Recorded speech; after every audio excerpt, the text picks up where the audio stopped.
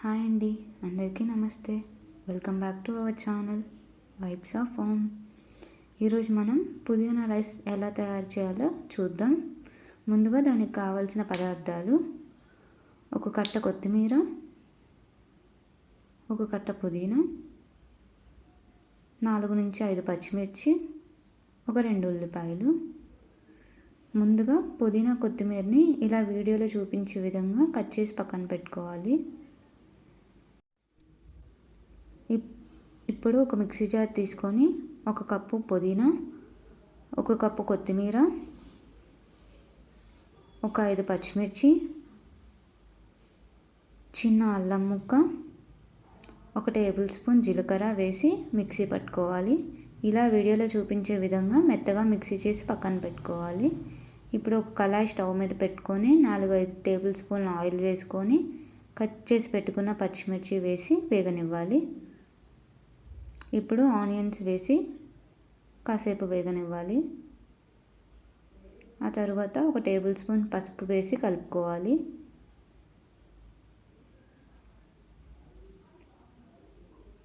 ఆ తర్వాత 1 table spoon అల్లం వెల్లుల్లి పేస్ట్ వేసుకొని పచ్చివాసన పోయే వరకు వేగనివ్వాలి.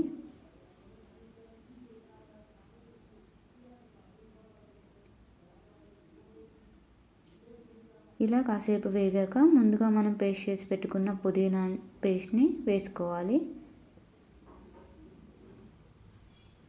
ఇలా వేసుకొని కలుపుతూ వేగనివ్వాలి, లేదంటే పుదీనా పేస్ట్ కళాయికి అంటుకుంటూ ఉంటుంది.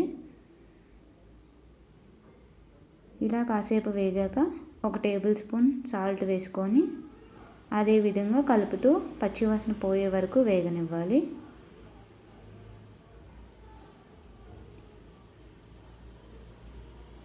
ఇలా ఒక 5 నిమిషాలు వేగాక 1 టేబుల్ స్పూన్ ధనియాల powder, 1 table spoon chicken masala వేసుకోవాలి. మీ దగ్గర కనుక చికెన్ మసాలా లేకపోతే దాన్ని స్కిప్ చేయొచ్చు.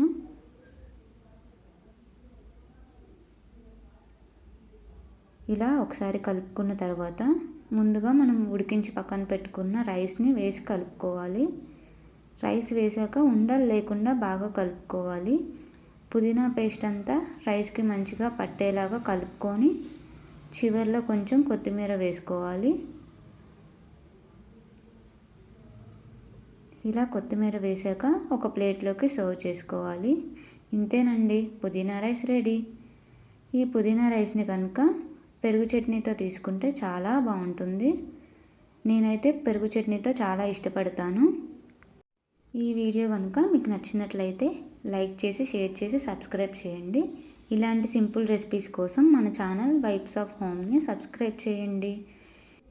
మళ్ళీ ఇంకో వీడియోతో కలుద్దాం. అప్పటి వరకు బాయ్.